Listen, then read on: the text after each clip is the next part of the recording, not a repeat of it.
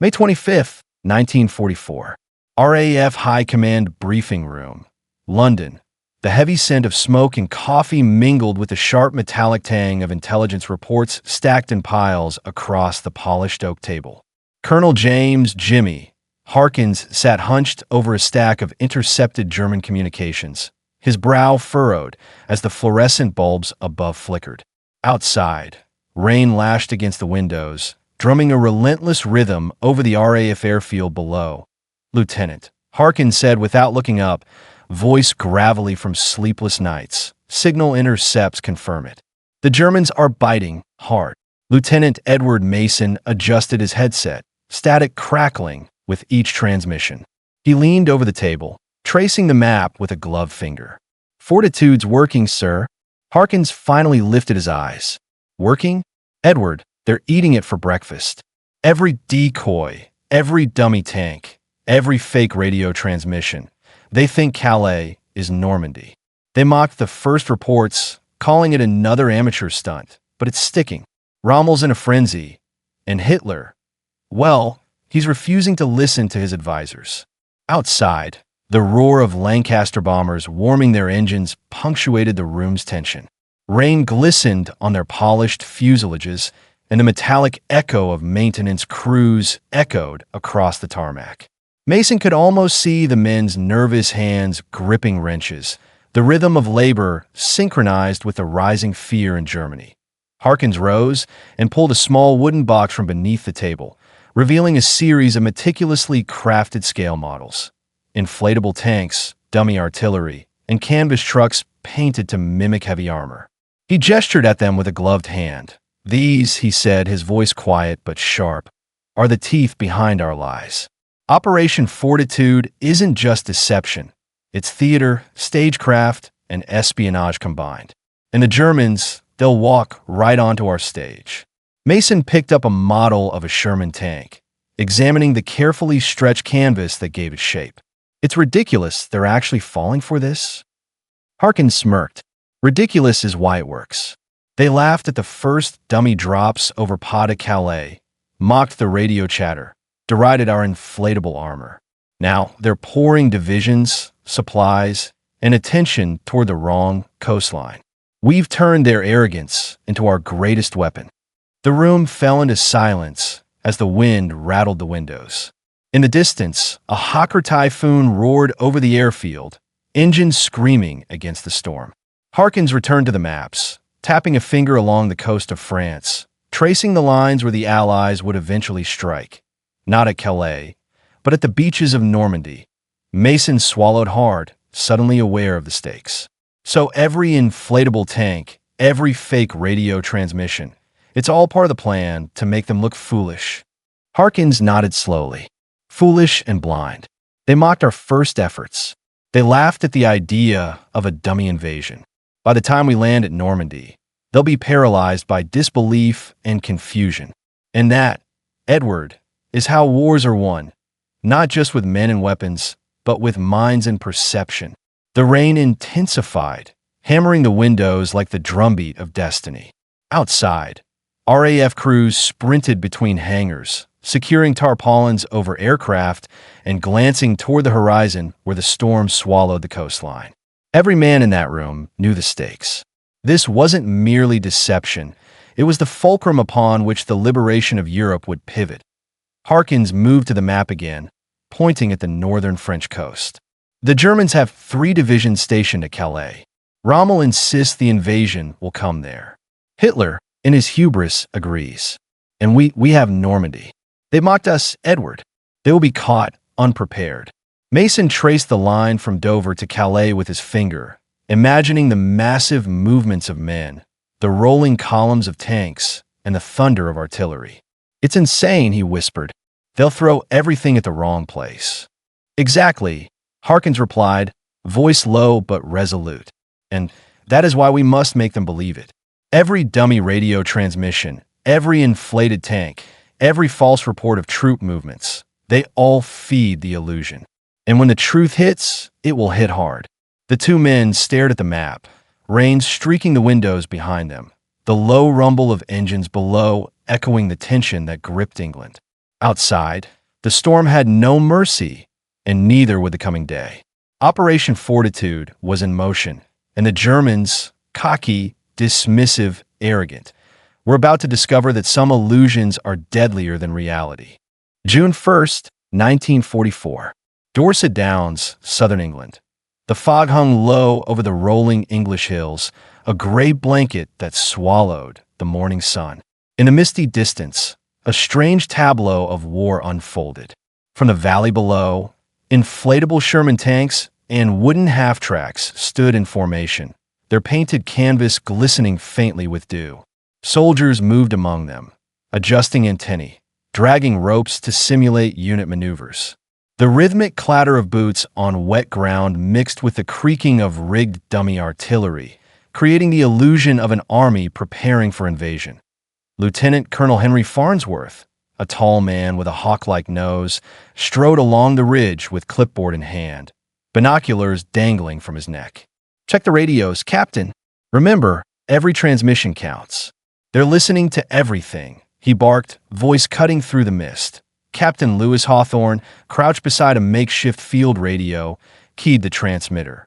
Static hissed through the headset, followed by a carefully scripted message. "Preparations for Operation Overlord continue.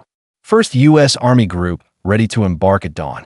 He glanced toward the fog-shrouded valley, where inflatable armor seemed to bristle with life. "Perfect," Farnsworth muttered under his breath, scanning the hills with sharp, calculating eyes. "Every division we've faked here, they'll report it all. Every movement, every unit. They'll think it's Calais." A group of men shuffled along the slope carrying canvas trucks, their shapes oddly lifelike under the mist. Some were rigged with ropes, pulled to simulate engine vibrations. Others had tin plates strapped underneath, rattling as the soldiers pulled them along, creating the illusion of movement across miles of terrain. Soldiers below crouched and gestured, pretending to load artillery and rations onto trucks. The sound carried faintly across the valley, amplified by the fog into the ears of imagined German observers. Private George Maloney, tasked with keeping the inflatable tanks upright against the damp morning, wiped his brow. "Sir, do you really think they'll fall for it?" he asked, voice quivering between awe and disbelief. Farnsworth didn't answer immediately, eyes fixed on the valley. "George, they mocked our first attempts. They laughed at our dummies and our fake radio chatter. And yet, they swallowed a whole. That arrogance, that hubris, it's what we're exploiting. Every inch of Calais is a trap for their imagination, and they'll step right into it." Below them, a small river reflected the fog, giving the illusion of rippling steel beneath armored vehicles. In the distance, a lone observation balloon hovered, swaying slightly in the wind, its wicker gondola manned by an Allied spotter signaling movements to the radio operators. Every detail was choreographed to perfection. Hawthorne adjusted the frequency, nodding to the men around him. "The Luftwaffe will be listening. German field units will be monitoring. Every false report, every phantom division, they'll note it. Every report strengthens the illusion." Maloney adjusted the inflatable Sherman, tugging a rope to make the turret spin slightly. "I still can't believe the Germans are actually buying this. Tanks that aren't even real." Farnsworth's lips twitched into a thin, grim smile. "That's the genius, lad. They mocked us because they thought we were amateurs. But fools believe what they want to believe. And arrogance is the easiest weapon in the world." From the ridge, Farnsworth could see the winding dirt roads of Dorset Downs lined with canvas trucks and fake artillery. Smoke from controlled pyrotechnics drifted across the valley, simulating the exhaust of armored divisions. Each puffs of white smoke were timed to reinforce the idea of troop movement, a perfect symphony of deception that a sudden crack of thunder rolled over the hills, echoing like artillery fire in the mist. Soldiers flinched instinctively, their nerves taut. Farnsworth, unfazed, continued scanning the valley. "Remember, men, Operation Fortitude is more than dummies. It's perception, it's fear, it's control. They don't just have to see it, they have to believe it. And when they do, Normandy will be ours." Below, a fake headquarters was constructed from timber frames and canvas tents. Signal lamps blinked in coordinated patterns. Vehicles rattled along hidden paths. Soldiers moved in carefully choreographed routines. Each detail was a brushstroke painting the illusion of an army that didn't exist. Hawthorne turned to Maloney, voice low but urgent.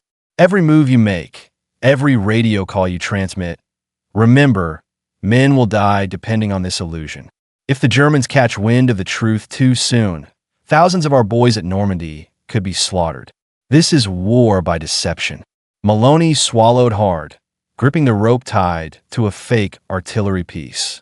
I understand, sir. Farnsworth clapped a heavy hand on the boy's shoulder. Good, because they laughed at the idea of our dummy invasion. And that's exactly why it works. The fog thickened, swallowing the valley, masking the movements of men and machines alike. In the distance, the chalk-white cliffs of Dover glimmered faintly, a silent reminder of the proximity to the enemy. The Germans were watching. They were listening. And soon, they would act on the wrong information, on the false reality painstakingly crafted by Allied hands. From the ridge, Farnsworth surveyed the scene one last time. Inflatable tanks bristling in the fog, fake artillery lining the slopes, phantom convoys moving in synchronized chaos, a ghost army ready to mislead, confuse, and entrap the enemy. And deep in Berlin, German officers would scoff, mock, and finally fall for it. The mist swirled around Dorset Downs like a living cloak, hiding the truth in plain sight. Operation Fortitude was not just a plan. It was a trap, invisible yet inescapable, and the Germans were walking straight into it. June 2nd, 1944. Wehrmacht High Command, Berlin. The ornate ceiling of the Reich Chancellery reflected the harsh glare of overhead lamps, casting elongated shadows across the polished marble floors. General Feldmarschall Erwin Rommel paced with measured urgency, boots clicking against the stone as he studied maps pinned to a massive oak table. Smoke from his unlit cigar hung in a curl above his head, mixing with the thick air of tension and anticipation. Calais, it must be Calais, Rommel muttered, tracing a finger along the French coastline. The Allies will strike where they are expected, not where they are weak. Normandy, a diversion. Oberst Gunther Klein, standing stiffly at the edge of the table, swallowed nervously. Field Marshal, our intelligence reports multiple aerial observations, inflated units, phantom radio traffic.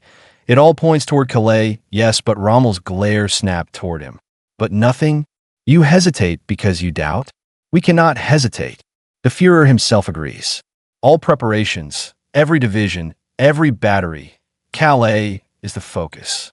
Normandy is a decoy.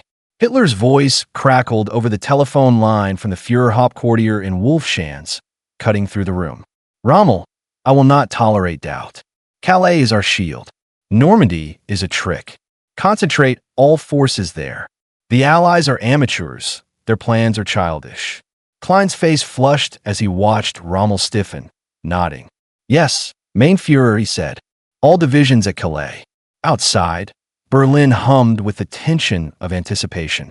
Messengers hurried along cobbled streets, bicycles rattling and trams clattering past.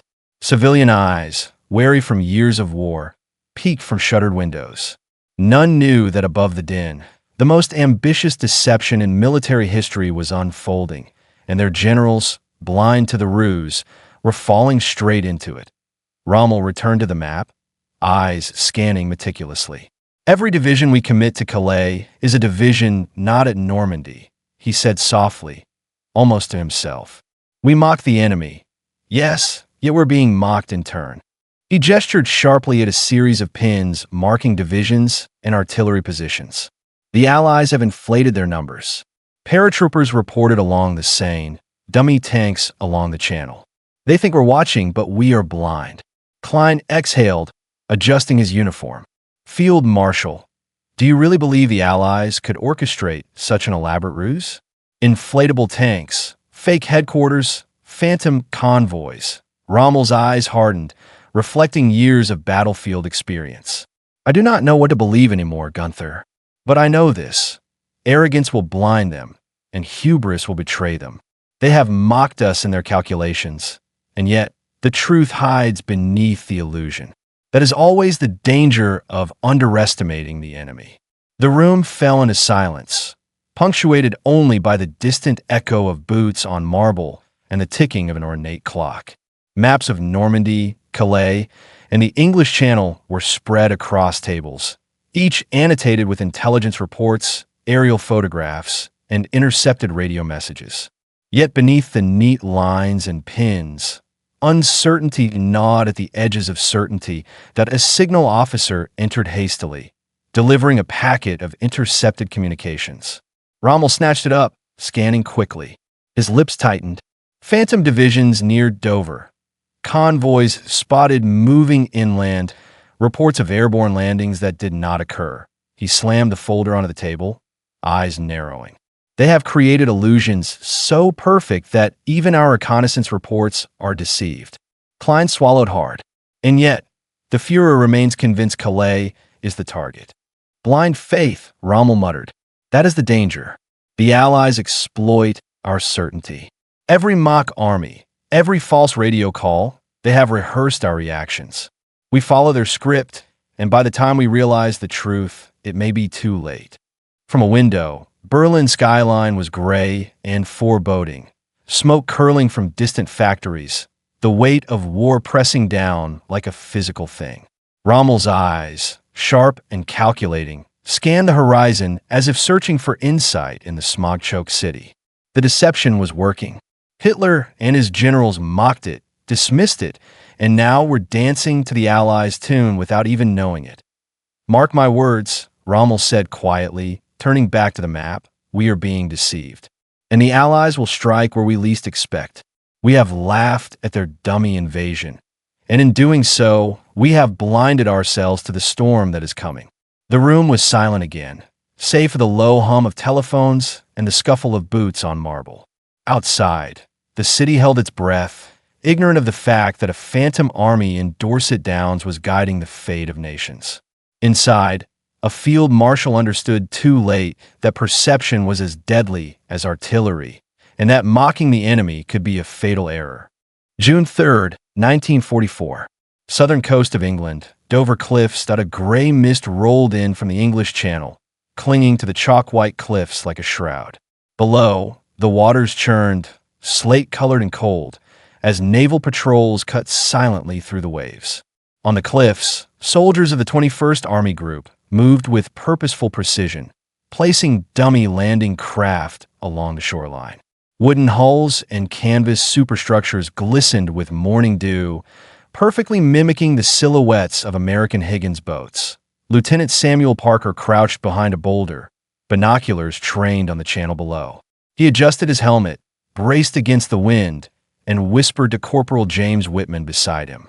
"The Germans are watching this, you know. Every false movement, every mock landing, they're taking notes." Whitman smirked, trying to mask his nerves. "And they think it's the real thing? Those dumb bastards." "Dumb?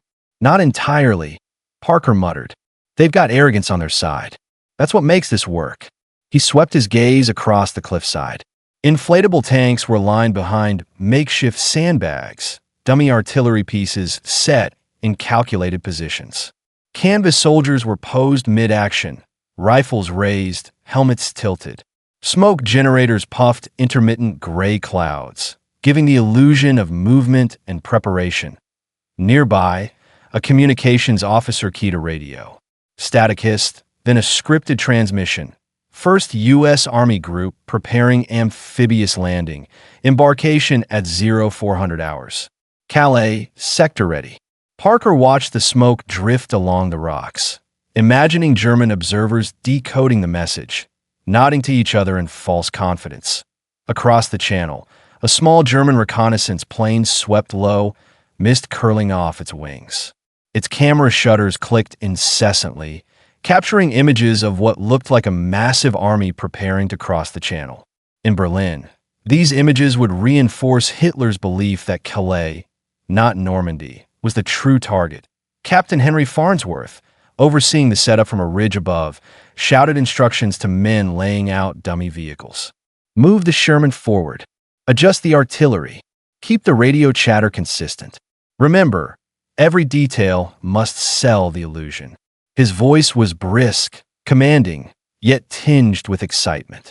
The men obeyed, their movements precise, almost choreographed like dancers in a deadly ballet. Parker watched a dummy tank swivel its turret, smoke rising from a fake exhaust vent. "I still can't believe they're buying this," he murmured. Whitman chuckled. "They mocked the first drops of dummy tanks last month. Now, they'll swear we have an entire army waiting to cross at Calais." Farnsworth's eyes scanned the cliff edge, lingering on the horizon where gray clouds met slate water. "The Luftwaffe will think we're massing troops. The Kriegsmarine will anticipate landings. Every intelligence report they receive confirms their assumptions. They mocked us, but now, they're trapped in the story we wrote for them." Smoke drifted along the cliffs, rolling over sandbags and wooden crates, blending dummy tanks with the natural shadows of the rocks. Soldiers crouched behind the props, occasionally adjusting positions to suggest activity, rifling through imaginary orders, gesturing to phantom reinforcements. Parker exhaled slowly, gripping his binoculars. "It's eerie, isn't it? All this, and no one's really here." Whitman nodded. "Phantom divisions, fake radios, smoke, dummies. The Germans will fall for a hook, line, and sinker." From the cliffs, Farnsworth gave the order for a final inspection. Every detail must reinforce belief. Every gesture, every puff of smoke, every radio call. It's all part of the deception. Remember, they laughed at us first. That's what makes it work. Their arrogance will betray them. As the morning fog thickened, the channel below remained dark and turbulent, swallowing the distant horizon. Inflatable tanks lined the cliffs like silent sentinels. Dummy artillery pieces bristled at the edges, and smoke curled in orchestrated patterns. To any German observer, it was a living, breathing army, poised and ready. And yet, on the cliffs, Lieutenant Parker felt the strangeness of it all. An army that did not exist, poised for an attack that would never come at this point, its effectiveness depending entirely on deception. In the distance, gulls cried over the waters, the only true witnesses to the phantom invasion. "Someday, this will be studied," Parker murmured. "How we fooled them with nothing but dummies and radio chatter." Whitman nodded, eyes scanning the horizon. "Someday. But for now, they're falling for it. Every report, every observation, it's working." Farnsworth's voice cut through the fog, carrying over the cliff edge. "Remember this, men. Hitler mocked our dummy invasion. And now, he's preparing his defenses for an enemy that doesn't exist." The channel churned below, gray and foreboding, while above, the phantom army moved with purpose, preparing to mislead, confuse, and set the stage for the real invasion that would change the course of history. June 4th, 1944. RAF Control Tower, Southern England. The dawn was pale and mist-laden. The rising sun filtered through layers of fog over the English Channel. Inside the control tower, radar operators hunched over flickering screens, listening to the constant static of radio chatter, marking each signal on maps spread across the room. The hum of teleprinters filled the background as flight crews prepared for reconnaissance runs over both the Channel and southern French coast.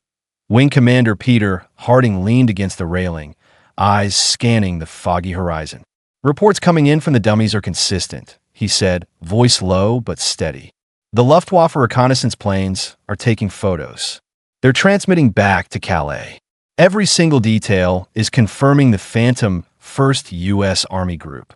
Flight Lieutenant Thomas Riley adjusted his headset, tapping a finger against a stack of notes. "Sir, Rommel and the High Command are buying it? The inflated divisions, the fake vehicles, the radio chatter. It's all convincing." Harding's gaze sharpened. "Convincing? It's foolproof. They mocked the initial dummy drops last month, scoffed at our so-called invasion rehearsals. But now, they've committed men, divisions, and artillery to defend Calais. They're anticipating an attack that isn't coming. That's the brilliance of fortitude." Below, the phantom army on Dorset Downs and Dover's cliffs stirred with meticulous choreography. Inflatable Sherman tanks tilted their turrets. Dummy trucks appeared to move along dirt tracks, and smoke machines released thin, controlled plumes to simulate engine exhaust. Every motion was calculated to reinforce the illusion, every detail meticulously scripted to mislead the enemy. Harding moved toward the radio station, watching as the operator keyed in a final scripted transmission. Static hissed and popped. Troop movements proceeding as planned. Embarkation ready. Calais invasion imminent. He smiled faintly. They'll read this and move their forces. Every report feeds the illusion. Riley leaned closer, voice quieter. And Normandy? They won't suspect it. Harding's eyes narrowed, surveying the gray waters beyond the cliffs. Not if we maintain consistency. Every dummy convoy, every fake artillery battery, every signal intercepted, they'll believe Calais is the target. The real landing at Normandy will hit with surprise, precision, and devastation. Across the channel, a small German reconnaissance plane swooped low over the cliffs, camera shutters clicking. Back in Berlin, the images would confirm Rommel's suspicions, cement Hitler's orders, and ensure that divisions remained tied to the wrong coast. Meanwhile, on the cliffs themselves, soldiers adjusted the phantom units, ensuring no detail betrayed the truth. Canvas soldiers appeared to march in formation, their shadows stretching across the rocks in the diffused morning light. Smoke curled in slow arcs from dummy artillery positions, and a faint wind carried the scent of wet earth and sea spray. Lieutenant Parker adjusted a rope to shift a dummy tank forward, noting the illusion's perfection. "Every move we make, they think we're real," he muttered, awe and disbelief mixing in his voice. "An army that doesn't exist, fooling their generals." Harding glanced down at the phantom army, nodding. They mocked it. They laughed. That's why it works. Overconfidence is their undoing. And when the real invasion begins, they'll have already wasted their strength defending the wrong beach. In the control tower, the fog began to thin, revealing slivers of sunlight glinting off the channel. Naval convoys moved in the distance, but the Phantom Army's presence remained convincing. The Germans, blind to the truth, were caught in the web of fortitude. "Remember," Harding said, voice carrying across the tower, "they mocked our dummy invasion. And now, every man, every gun, every division they commit is feeding the illusion we've created. The storm is coming, and they won't know where to brace for it." Outside, gulls cried over the gray waves. The wind whipped the smoke from dummy artillery into twisting columns, and the mist clung to the cliffs like a veil. On the ground, men crouched behind canvas tanks, adjusting positions, checking radio signals, ensuring that every detail reinforced the deception. The calm was deceptive. For behind the fog and across the channel, armies were moving in response to a phantom threat. In Berlin, generals scoffed and laughed, convinced of their strategic superiority. And in reality, they were dancing to a tune they could not hear, orchestrated by invisible hands thousands of miles away. For the Allies, the stage was set. For the Germans, the illusion was complete. And in a matter of days, the truth would strike, shattering assumptions, exposing arrogance, and changing the course of the war. June 5th, 1944. Southern England, Normandy Planning Headquarters. The room buzzed with tension, a low hum of voices, paper shuffling, and teleprinter clatter. Maps of northern France and the English Channel stretched across oak tables, dotted with pins, strings, and color markers indicating troop movements.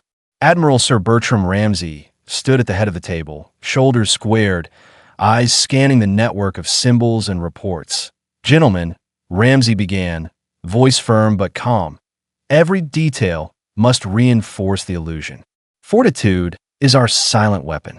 Every dummy tank, every phantom division, every false radio transmission.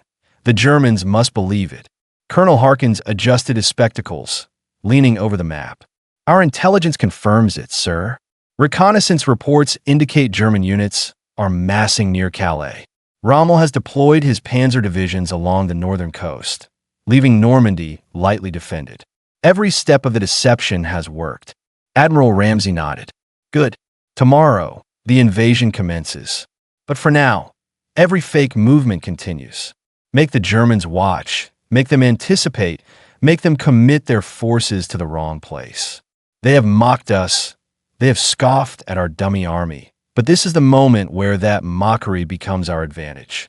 Outside, the wind tore through the open fields of southern England, carrying with it the briny scent of the Channel.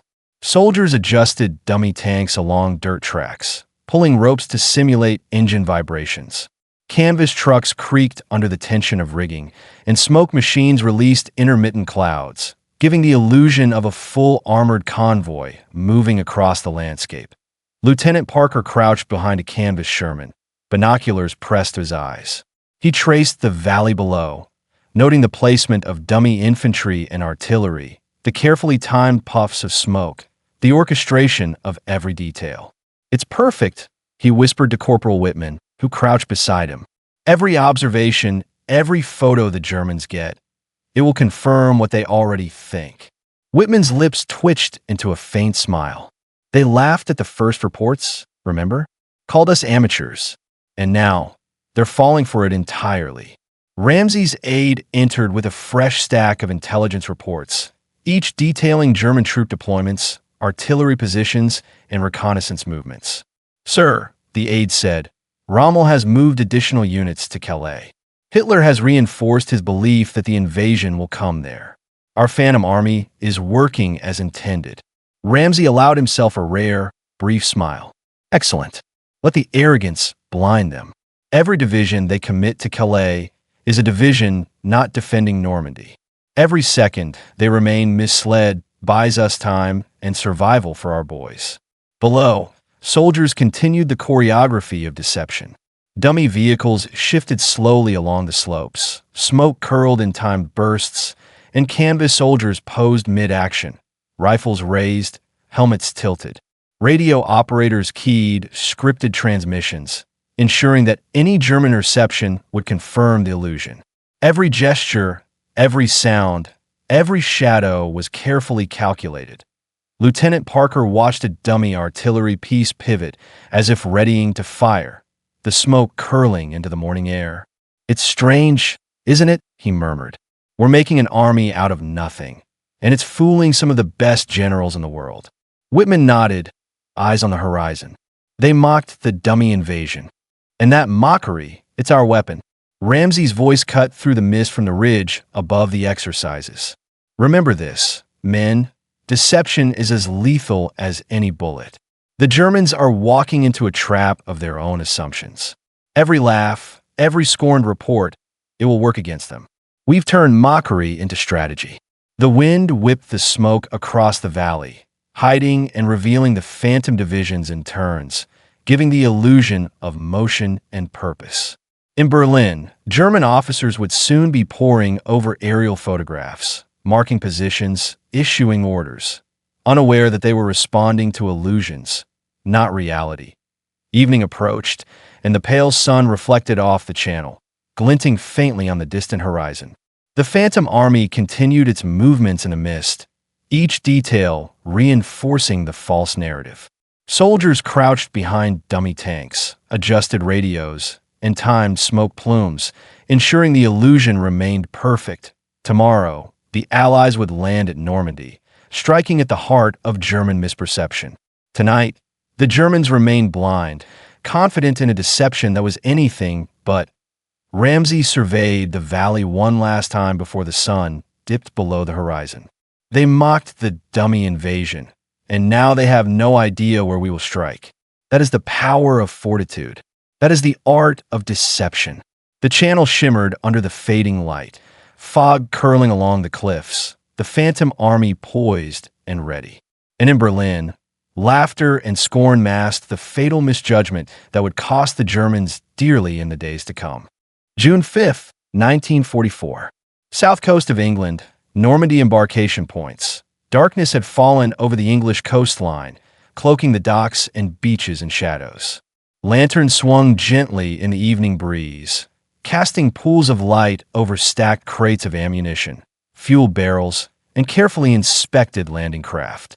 Marines and soldiers moved silently, their movements precise yet heavy with anticipation, the hum of engines blending with the low murmur of commanders issuing final instructions.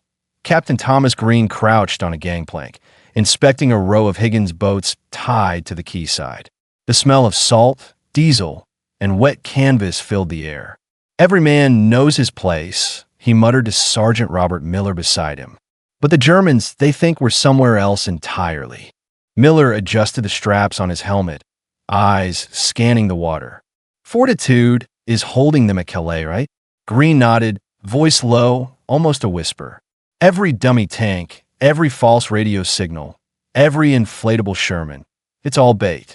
They mocked us first, and that's why it works. Tomorrow, the beaches of Normandy will see what we've trained for, and the Germans, they'll be blind to it." On the cliffs above, small groups of men continued the deception operations. Smoke curled from fake artillery, inflatable tanks shifted subtly in the wind, and canvas soldiers crouched in simulated battle formations.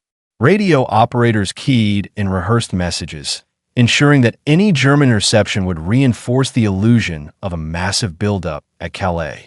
Every signal, every sound, every shadow contributed to the narrative that "I end over." A reconnaissance officer keyed his radio, transmitting images of the Phantom Army and false troop movements back to German command. He watched the mist curl over the cliffs, reflecting the last pale rays of moonlight, and whispered to himself, "They'll believe it. They have to believe it." Across the channel, the waters churned darkly, reflecting distant stars. The low thrum of naval engines resonated through the night as troop transports quietly aligned for the morning's embarkation.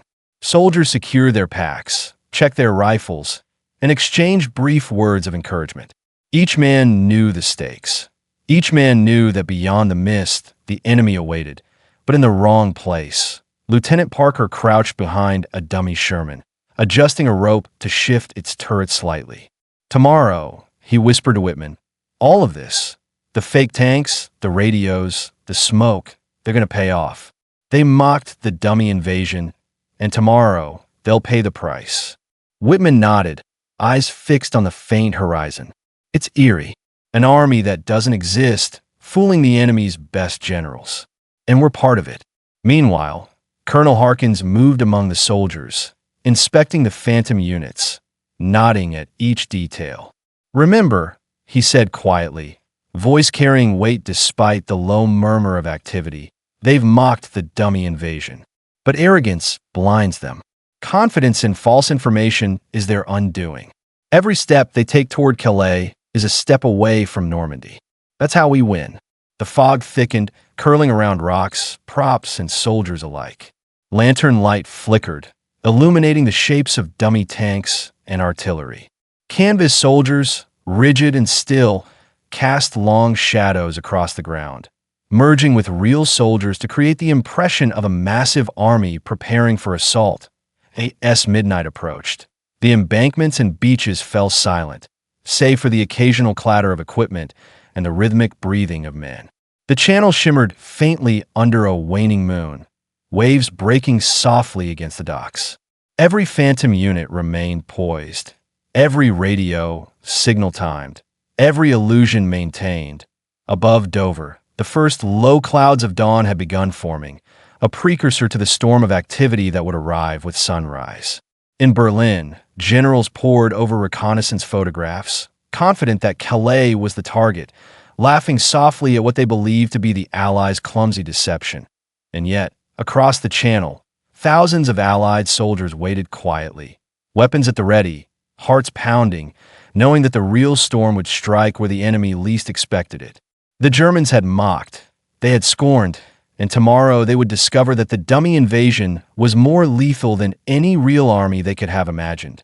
The night held its breath, and in the darkness, Operation Fortitude reached its crescendo, the final hour before the Allies would turn illusion into reality, confusion into victory, and mockery into disaster for the German High Command. June 6, 1944. For 30 hours, Normandy coast, France. The first pale light of dawn crept over the horizon, glinting off the rolling waters of the English Channel. The chill of early morning clung to every soldier as Higgins' boats lurched against the swell, engines rumbling softly beneath the cries of gulls overhead. Captain Thomas Green gripped the railing of his craft, knuckles white beneath his gloves, eyes fixed on the gray silhouette of the French coastline ahead. "Steady," he whispered to the men around him. "Steady, this is it." The troop transport swayed gently with the waves. Men crouched low, rifles ready, faces streaked with dirt and determination. Somewhere in the mist above, reconnaissance planes swept silently, documenting phantom movements along the northern coast, reporting back to Berlin. Proof, in the eyes of the Germans, that Calais remained the focus. Across the cliffs of southern England, smoke plumes from dummy artillery and inflatable tanks curled into the morning fog, their illusion complete. Every signal transmitted, every movement made, had reinforced the false narrative. Rommel, convinced that the Allies would strike Calais, paced frantically along the cliffs of northern France, sending orders to divisions that would never face the real landing in the water. Lieutenant Parker adjusted the straps on his life vest, gripping the rope of a dummy Sherman floating beside him on a landing craft. One of the final pieces of the deception. "It's strange," he murmured to Whitman. "All of this, and they're still focused somewhere else entirely. They mocked our dummies, our radio chatter, and now look." Whitman's eyes scanned the horizon. "They've walked right into it. Every report, every observation, they've bought it. And that's why we survive today." Below them, the waves crashed against the beaches, sand and rock blurred in the early light. Mortar shells could be heard in the distance, preliminary bombardments to soften enemy defenses, strategically timed to coincide with the landing. The roar of naval artillery echoed across the channel, masked partially by the fog. Captain Green signaled to his men, "Prepare to disembark." On my mark. In Berlin, generals examined aerial photographs of the English coastline and northern France, confident that Calais was under imminent threat. Laughter filled command rooms as they scorned the idea of a dummy invasion. Amateurs, they muttered, they would never dare. Meanwhile, on the Normandy beaches, soldiers clung to their weapons, hearts pounding, every second stretching in the dawn silence. Above, smoke from diversionary operations along Dover and the southern coast of England drifted into the distance, maintaining the illusion of phantom movements. Every detail orchestrated by Fortitude was achieving its lethal purpose. Green shouted orders as the first landing craft touched the sand, ramps falling with a metallic clang. Men surged forward, into the maelstrom of gunfire, barbed wire, and chaos. But the German defenders were spread thin, distracted by reports of a massive army elsewhere. Lieutenant Parker, gripping his rifle, took a deep breath. They mocked the dummy invasion, and now we're here, and they're not ready. Explosions echoed across the beachhead as naval artillery tore into defensive positions. Men shouted, ran, and fell, but the deception had given them critical seconds, minutes, time the Germans had wasted guarding the wrong coast. In Berlin, Hitler scowled at reports, growing increasingly frustrated as communications indicated nothing but phantom troop movements at Calais. Rommel's frantic dispatches went unanswered. Divisions were misplaced. Artillery batteries remained idle. The Allies had turned arrogance, mockery, and disbelief into a strategic weapon, exploiting the hubris of the enemy on the beaches. Green and his men pressed forward, eyes fixed on the cliffs, determination overriding fear. The first wave had landed. The Germans, blinded by Fortitude, were caught unprepared. Lieutenant Parker glanced back toward the channel, mist curling over the water, the phantom Sherman bobbing gently alongside the landing craft. All the dummies, all the radio chatter, every laugh they gave us has led to this. We've used their arrogance against them. The sun began to rise, cutting through the fog, illuminating the chaos of the beachhead. Men surged forward, artillery fired, and the deception of months revealed its deadly effectiveness. The Germans had mocked the Allies' dummy invasion, and that scorn had become the Allies' advantage. A weapon forged from illusion, hubris, and meticulous planning, by 6 o'clock, the first wave of the real invasion was firmly underway. The beaches of Normandy were alive with movement, but the German high command remained fixated on Calais. Operation Fortitude had succeeded beyond imagination. The enemy had fallen for the trap entirely, and on the cliffs overlooking the channel, amidst the fog and dawn, the ghost armies of England, the dummies, the fake radio transmissions, the inflatable tanks, had fulfilled their purpose. The Allies had turned mockery into strategy, illusion into reality, and deception into victory. June 6, 1944. 7:30 hours, Calais, France. The sun had climbed higher, piercing the gray morning sky with shafts of light. Yet over Calais, the atmosphere was thick with tension, confusion, and dread. German divisions, stationed along the northern coast in anticipation of an invasion, scrambled in response to false reports intercepted overnight. Orders clattered from command centers to forward units. Troops marched hastily into position, and artillery crews manned positions overlooking empty beaches. General Lieutenant Wilhelm Krauss, a stern man with salt and pepper hair, paced the floor of his command post, gesturing at maps and aerial photographs of the Channel coastline. "Where is the landing? Where are the Americans?" he barked. "Rommel, report. Your divisions, where are they?" A junior officer handed him a stack of intercepted messages from Dover in southern England. Krauss's face twisted with growing frustration. Phantom divisions? Inflatable tanks? Radio chatter confirming landings that never happened. His voice cracked with disbelief. They mocked us? And now they've lured us into chaos. On the ground, soldiers shuffled and repositioned themselves along the cliffs and roads, manning gun emplacements aimed at a non-existent enemy. Panzer units rumbled into place, only to find the beaches deserted, the waves breaking silently against sand and rock. Mist lingered along the coast, shrouding empty artillery emplacements in a spectral haze.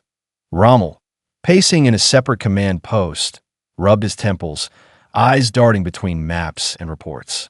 "They have tricked us," he muttered, more to himself than anyone around him. "They mocked our arrogance, and now we are blind to reality." Signals officers frantically relayed orders from headquarters. Troops moved in confusion, and reconnaissance planes scoured empty stretches of coastline. Every command, every deployment, was dictated by false intelligence meticulously crafted by the Allies. The illusion had become a deadly snare. Meanwhile, across the channel at Normandy, the real invasion surged forward.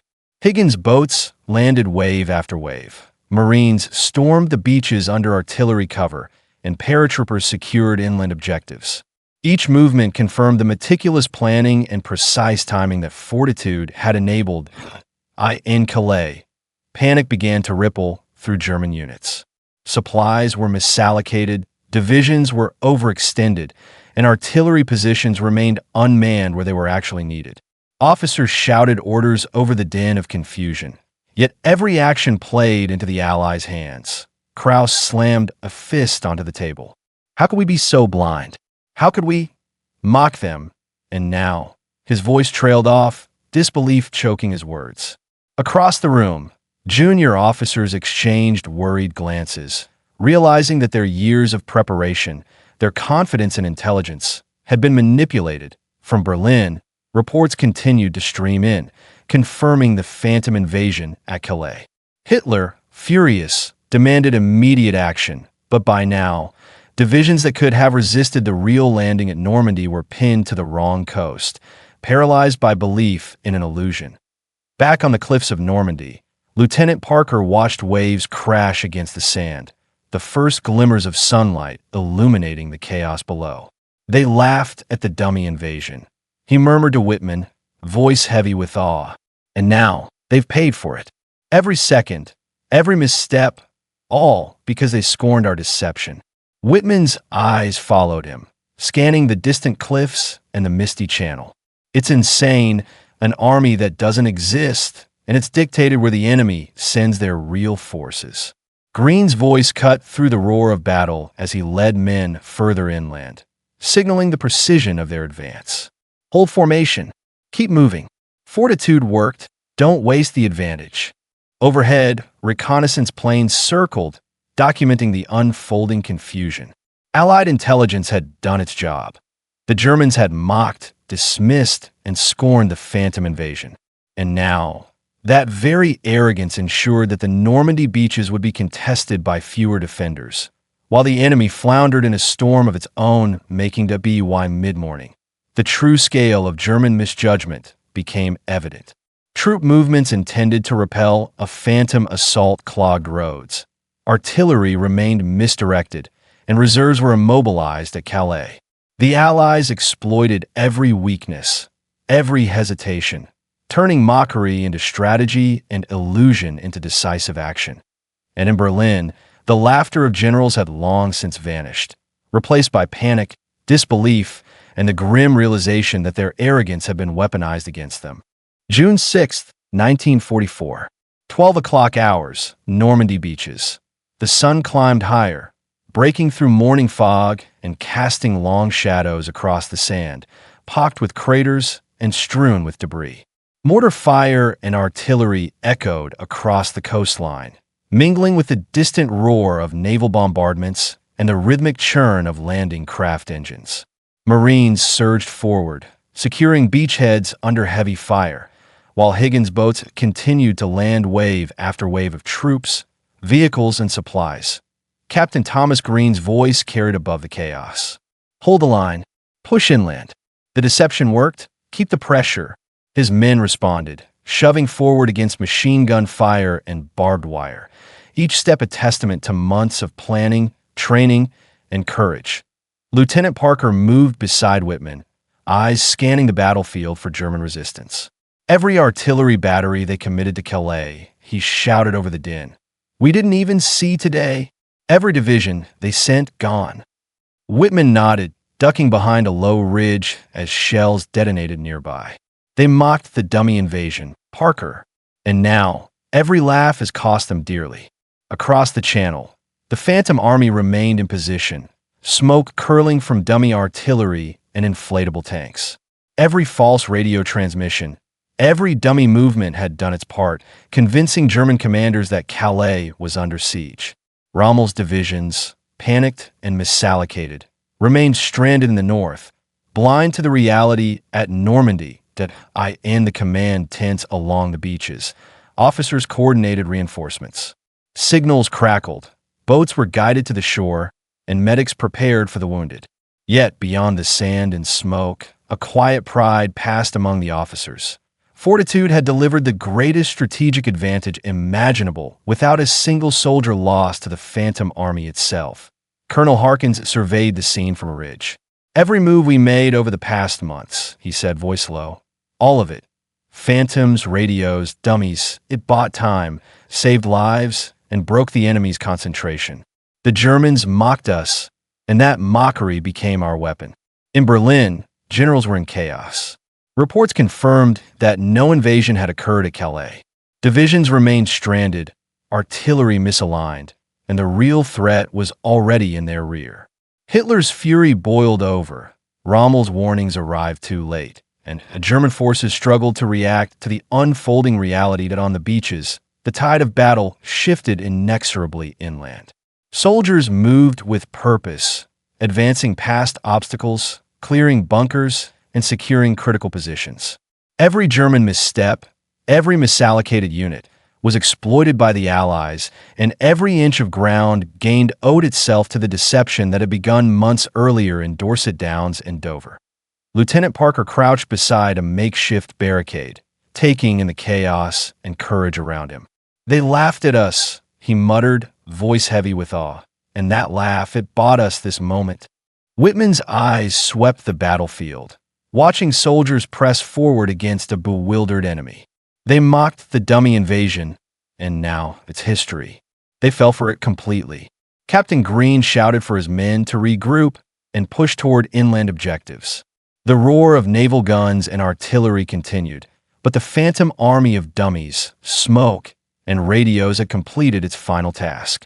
It had guided German forces into the wrong positions, softened their response and allowed the Allies to establish a foothold that would become the launching point for liberation across Western Europe. As noon approached, Normandy was no longer merely a beach. It was a testament to strategy, courage, and the lethal artistry of deception. Every soldier, every officer, every man who had participated in Operation Fortitude knew that the enemy's arrogance, scorn, and laughter had been turned into an invisible weapon. From the cliffs overlooking the channel, the sun illuminated rows of dummy tanks and smoke plumes, silent witnesses to the greatest trick in military history. The Germans had mocked the Allies' dummy invasion, and that very mockery had sealed their fate. The real invasion had succeeded, and it had been won as much by illusion as by steel, bravery, and firepower. History would remember D-Day as a turning point in the war, but the true genius lay in the months of deception, in the careful orchestration of perception, and in the enemy's own hubris.